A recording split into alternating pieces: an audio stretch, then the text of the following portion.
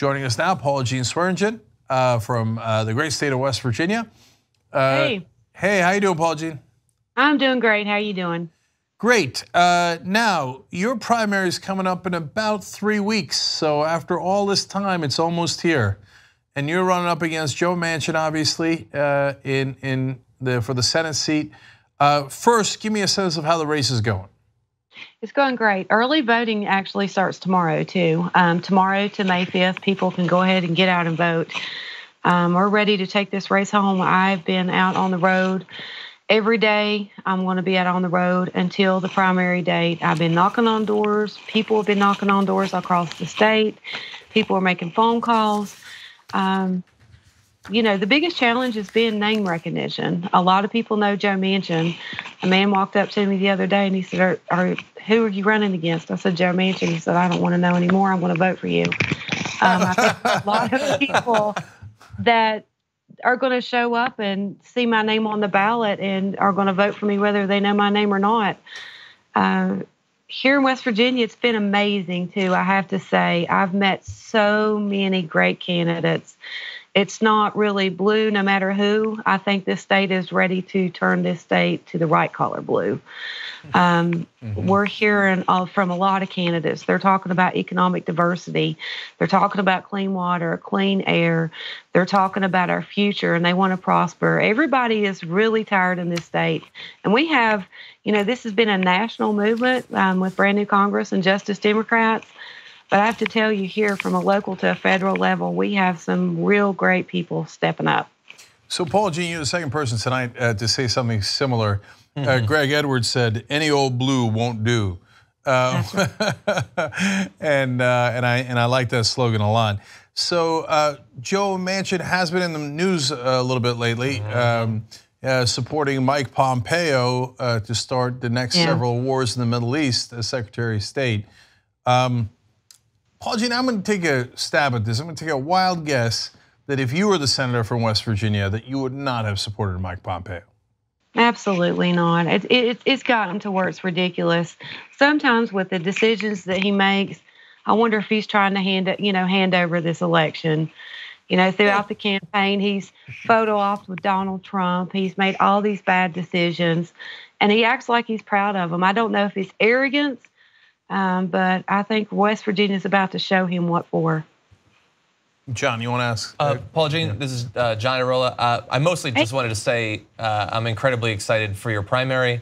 I know that you're obviously focused on what's happening in your state, but I mean nationally, I don't know if there's a single race that, if you triumph, will mean more in terms of what is happening in this country. Particularly you and your background, overcoming him and his ridiculous past and present, as we pointed out. But I'm curious in your primary. So Joe Manchin obviously is used to being criticized quite a bit. Is he acknowledging you? Is he engaging with you? How does he seem to view your candidacy? A surrogate once at a candidates panel said that his opponent was against health care. How ridiculous is that? That's the only thing that's been said about me.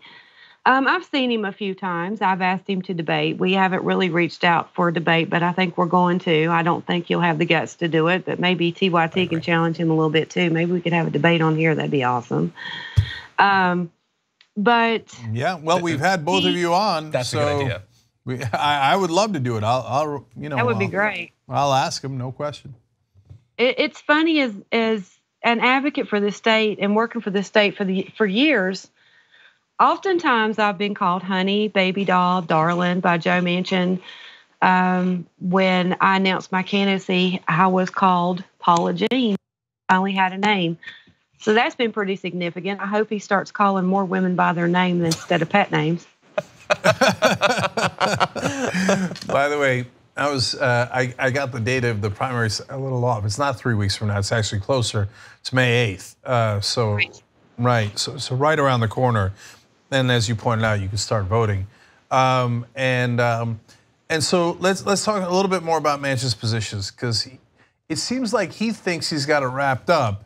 I noticed he was being more careful earlier on, and now he's really pivoting right. And So are there any other issues that you've seen him turn right on recently?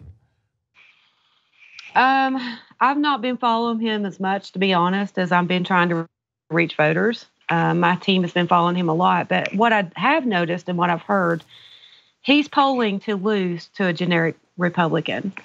And the biggest thing that I've seen too that's worrisome to a lot of people here in West Virginia is Don Blankenship's polling second. I don't think that people are going to get behind Joe Manchin, especially because Don Blankenship's in this race.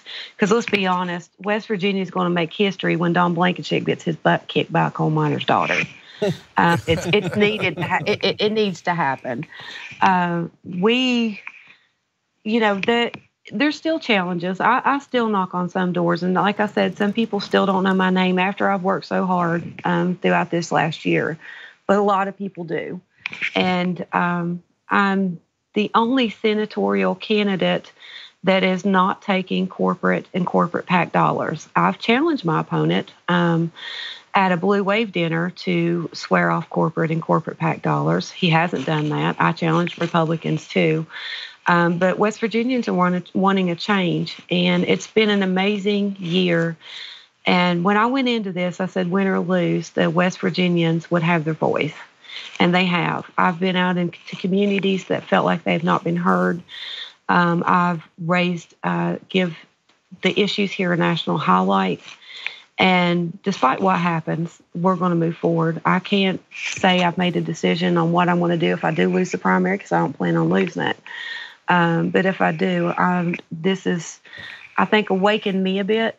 I'm not going to give up, because I know that West Virginia deserves better. And we are all waking up to the fact that we can run for office and we can bring changes to this state that we deserve. Yep.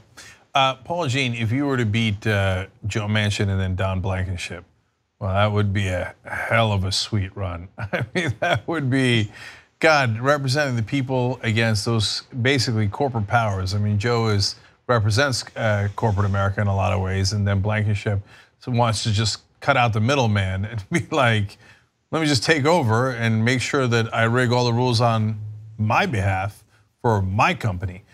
So it's amazing that those are the guys that are in the race. And gee, I wonder who's for the little guy. I can't quite tell, right? It's obviously you. And so in terms of the amount of effort put in, I want to get a sense of scope of that, Paula Jean. So first off, how big is West Virginia? How many folks live in West Virginia, roughly? I think it's a populace of 1.8 million. Okay, so when you run for Senate, even in West Virginia, and I say even in West Virginia because like California is monstrous, like the 6th largest country in the world, but even 1.8 million people is a ton of people. So how many volunteers did you have, and so how much could you get out there, knock on doors, make phone calls, etc.? I just want to understand that process a little better. We have volunteers in all 55 counties. There's a challenge here when you canvass and you knock on doors. Some areas it's really easy, but we have people living on top of mountains way up in hollers. So the outreach is different. Radio ads, newspaper ads. There's different ways to run a grassroots campaign, but it's been important to me. I guess we could have spent money on polling. But what's been amazing to me is little old ladies walking up to me on Social Security, giving me $5 and skipping lunch to invest in this campaign. I was in the Eastern Panhandle, and a gentleman in a wheelchair gave me $2,700. So wow. It's been a people-funded campaign, and people have sacrificed. You know, this is one of the poorest and sickest states in the nation, and I know when somebody gives me that $5, it matters. So it's important to me to knock on as many doors as I can and work as hard as I can, because people have sacrificed so much for this campaign. You look at the movement with the public employees and the educators, it's kind of been the same thing. We've had so many people to unite behind this campaign because it's not about me. It's about the people of West Virginia. When I go to Washington, I'm just going to be a vessel. I'm going to be a voice for the people in West Virginia, and they know that. I would cut my leg off for my kids. I've heard people say, "Well, what about the corruption?" Once you get there, you're going to adhere to the corruption just like any other politician.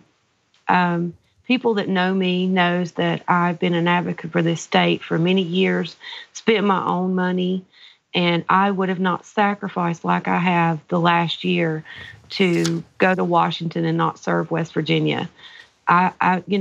This past couple of weeks, I've hardly even seen my kids.